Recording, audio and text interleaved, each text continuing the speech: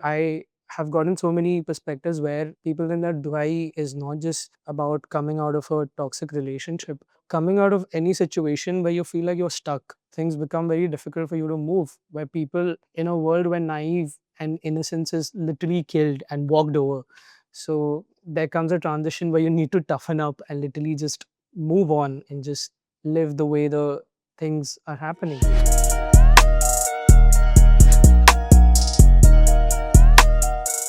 Hi guys, my name is Saahel. I'm here on the Inqalab Decypher, breaking down my song Duhaai.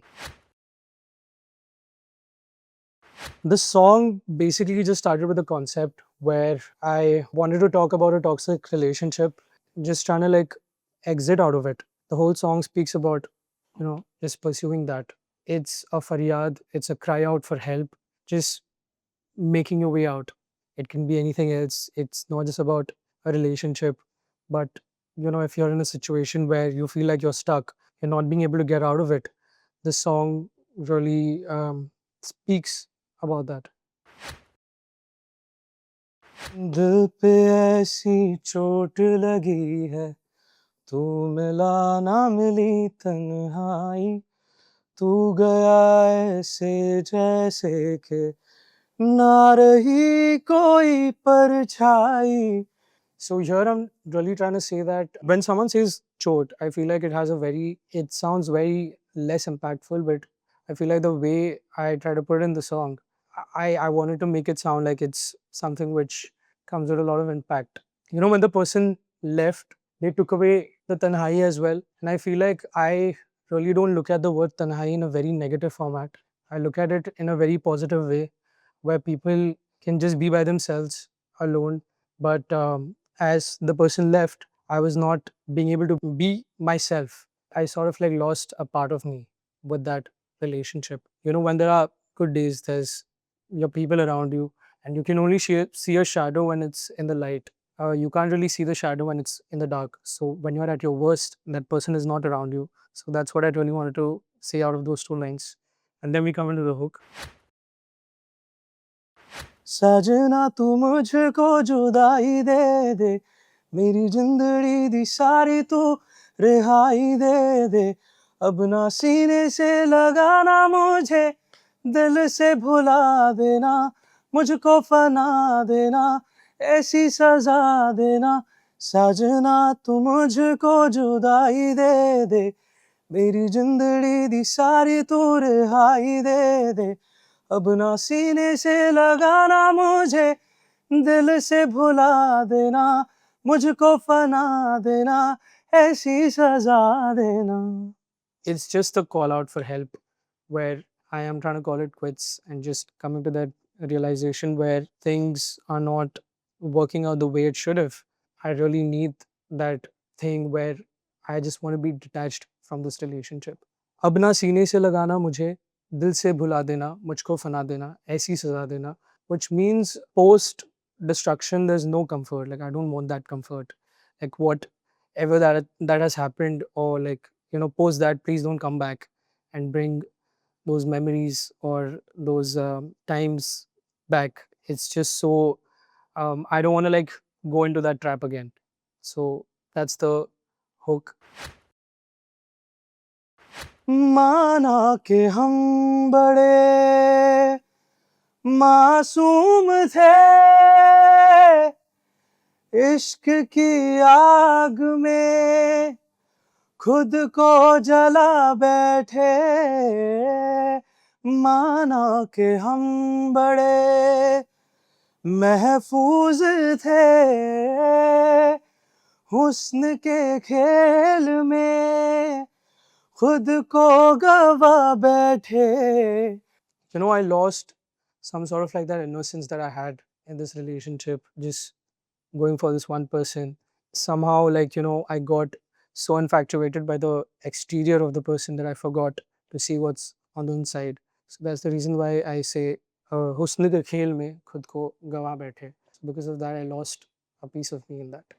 टूटा भरम अहले करम फिर क्या गिला.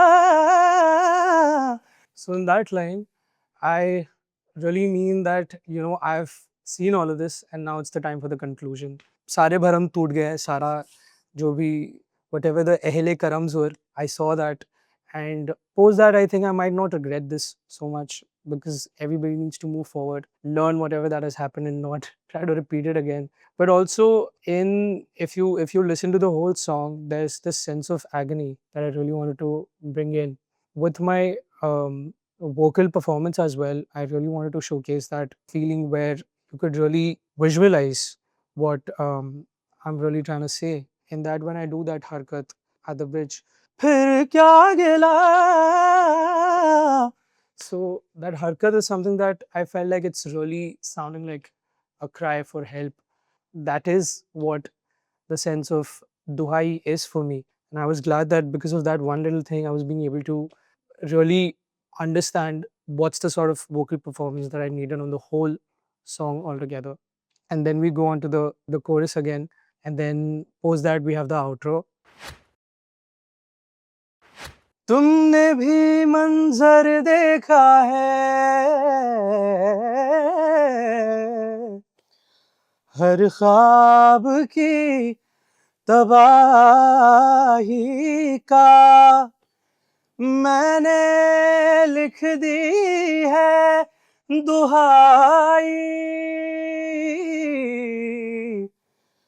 अब दे सिला बेगुनाही का. Here is just the conclusion that both of us, we've seen it, everything shatter together.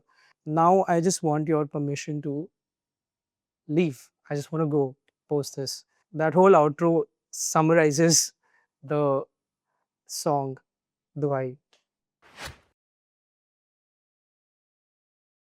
I literally started this song with a thought, and I feel like some people say that the melody is the king, some people say the lyrics is the king, or the drums or the bass, whatever that is. But I feel like most of my songs really revolve around a thought. So for me, the thought is the king. And some people get so very naggy about the fact that, oh, the snare is not sounding right, or maybe we can like it does not have that pop finesse on it or something. But if it adds to the thought, so I mean, it works. Production wise, I really felt like the song was moving to that direction where it had like a lot of Middle Eastern elements as well. So you see a lot of those Middle Eastern strings going on. The whole song is literally bedded with a lot of string instrumentation where you see those classic Middle Eastern string runs and everything on the transitions and stuff. Drums are pretty basic. There's a duff behind, there's one dholak behind, a slapping kick. The bass line is something that I like to keep it super pop and solid. So that's the reason why it also gives it that anthemic feel. But on the second chorus, I've also added like a acoustic drum kit. So it gives it that rage, sort of like energy, and more sort of like that agony and everything coming together. So if you see the album art, there are two chains which are basically tied up. So एक जो बेड़ियाँ हैं उसमें से टूट गई है, and there's one बेड़ी which is still there. I just wanted to show like I'm in that pursuit of exiting. I'm still trying. I'm still like, get out of it. It's a process. It's a slow process. It's a tedious process. There's like memories and everything. While I was creating the artwork for Duhai as well, I watched Frankenstein.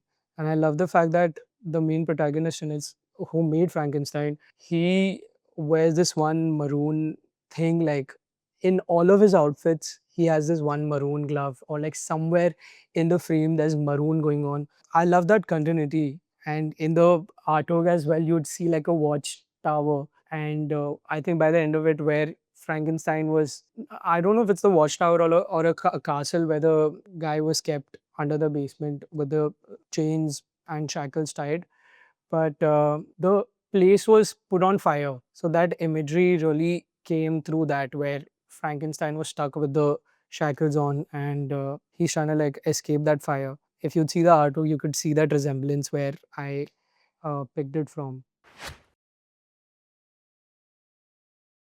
In the visualizer, right, I've literally used a fishbowl in which I symbolize myself in that part where I say, "Mana ke hum bade masoom the."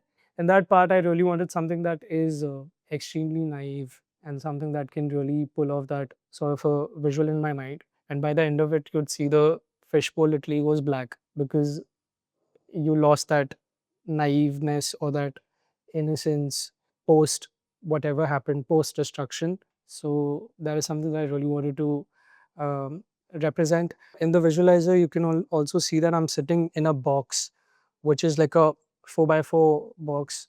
I am just trying to make my way out of it. So by the end of it, you would see me actually, you know, um, coming out of it, getting rid of the chains and stuff. So I started learning classical music at the age of 9 by Ghulam Mustafa Khan Saab. Every single tune that I make, every single song that I make, there's some sort of classical influence on it. It naturally comes out. So I sometimes try to keep it low key, but it does not happen. Also, a lot of Nusrat Saab on Duhaai, a lot of inspirations from that side because I feel like he's the only one who could really make agony sound beautiful on songs. That is something that always captivates me to make something like that. And I'm glad that Duhai happened to be something like that. The song was supposed to be a scale higher, but it literally made my voice sound like I was breaking. It was very heavy, but somewhere I felt like we need to make it sound very pop as well. So I had to lower it down, where you would actually see that a lot of Easter eggs, a lot of things where you could be like, oh, this is the reason why he did this. I love the fact that my songs have so many perspectives. Like, I write with one perspective, but for someone else, it's from a whole different perspective. Like, even with Barish Mein Phir, there's this one line where it goes like, Barish Mein Phir Jalena. So when I say that, like, I love writing such lines where it's just like a little mind boggling period. Why would you burn in the barish? But some people are like, oh, let's burn in the fire. Oh, sorry, let's burn in the rain. So stuff like that is something that I find really fascinating, and people just having their own perspectives upon what he really meant. I love seeing that, and I hope that happens with Duhai as well, where people get to do that. Production wise, I'm not sure, but they might have to figure that out a lot. There's a couple of snares that I use quite often, which are like my go-to stuff. So they might get to hear that, oh, this is something that he used in Savli maybe, or maybe it might be even Barish Mein Phir, or it might even be in Mazakia. You don't know. I would love to see that. People actually just going bonkers over the production, be like, oh, this is what happened in the last, this thing. And I think I've sort of like built my own palette in a way. The whole last year was just trying to figure out what's my sound and just getting tired of the fact that I can't work with a lot of brains on one single song. If there's a producer, if there's a mixing engineer, if there's a writer on board, it gets pretty hard for me to just technically, maybe it might be technically or maybe in any other way, just let them know that, oh, this is something that I want. I had to just put my hand into it and do things by myself. But yeah, I'm still trying to like write well somewhere, but production wise, I feel like I'm pretty much there in terms of building my own sound palette. I am evolving in a way where it is quite rapid actually.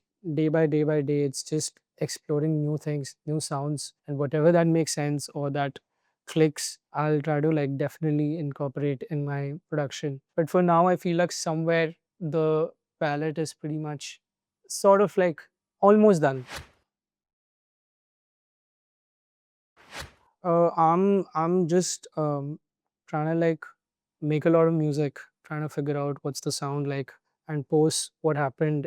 So I think there has been a very big transitional phase in my life post what has happened with Barish Mein Phir.